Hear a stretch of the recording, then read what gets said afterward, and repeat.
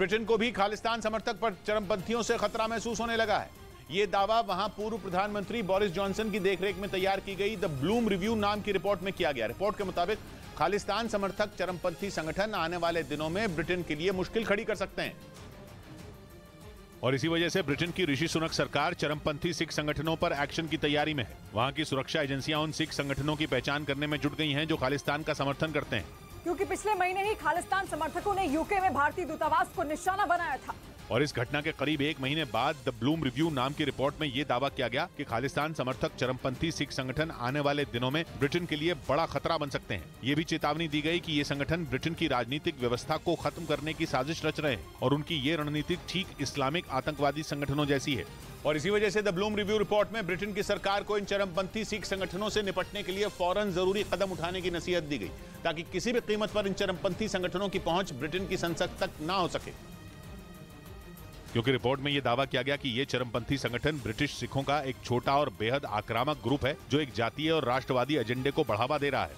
यही नहीं, चरमपंथी संगठनों पर सिखों के मुद्दे पर अलग राय रखने वालों को धमकी तक देने का आरोप है।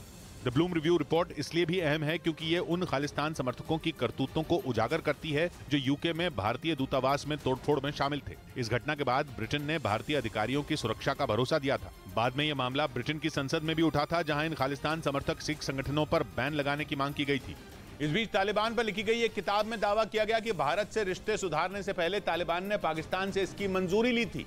हालांकि माना जा रहा है कि यह भी पाकिस्तान ने अपने फायदे के लिए किया और तालिबान को भारत की तरफ दोस्ती का हाथ बढ़ाने की इजाजत इसलिए दी ताकि उसकी आर्थिक हालत सुधर सके। ये दावा वॉशिंगटन की नेशनल डिफेंस यूनिवर्सिटी के प्रोफेसर हसन अब्बास की किताब the return of the Taliban में किया गया, जिसके मुताबिक तालिबान के विदेश मंत्री ने भारत से दोस्ती करने से पहले पाकिस्तान के तब के सेना प्रमुख कमर जावेद बाजवा से परमिशन ली और उसके बाद ही काबुल में तालिबान ने फिर से दूतावास खोलने की भारत से अपील की। इस किताब के लेखक हसन अब्बास का दावा है कि पाकिस्तान ने ये सब अफगानिस्तान नहीं बल्कि अपने फायदे के लिए किया, क्योंकि पाकिस्तान ये बात अच्छी तरह से जानता था कि एशिया में भारत के अलावा कोई और देश अफगानिस्तान की मदद नहीं करेगा और अगर भारत से तालिबान की दोस्ती हो गई तो फिर बाकी देशों से अच्छे संबंध बनाने में उसे आसानी होगी और उसे इन देशों से आर्थिक मदद मिलेगी, क्योंकि जब अफगानिस्तान को खाली कर अमेरिकी सैनिक लौटे तो वहां तालिबान ने कब्जा कर लिया, लेकिन उनके पास देश चलाने लायक पैसे ही नहीं थे। दूसरी तरफ पाकिस्तान उनकी मदद करने की हालत में नहीं था, क्योंकि वो खुद का पेट ही चीन के दिए कर्ज से भर रहा था। इसीलिए उसने तालिबान को भारत से दोस्ती करके आर्थिक मदद मांगने की सलाह दी। हसन अब्बास ने आरोप लगाया कि पाकिस्तान इन पैसों से आतंकी संगठनों की भी मदद करना चाहता था,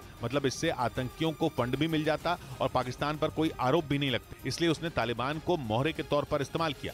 इधर आबकारी घोटाला केस में मनीष सिसोदिया को कोर्ट से झटका लगा। दिल्ली की राउज एवेन्यू कोर्ट ने उनकी न्यायिक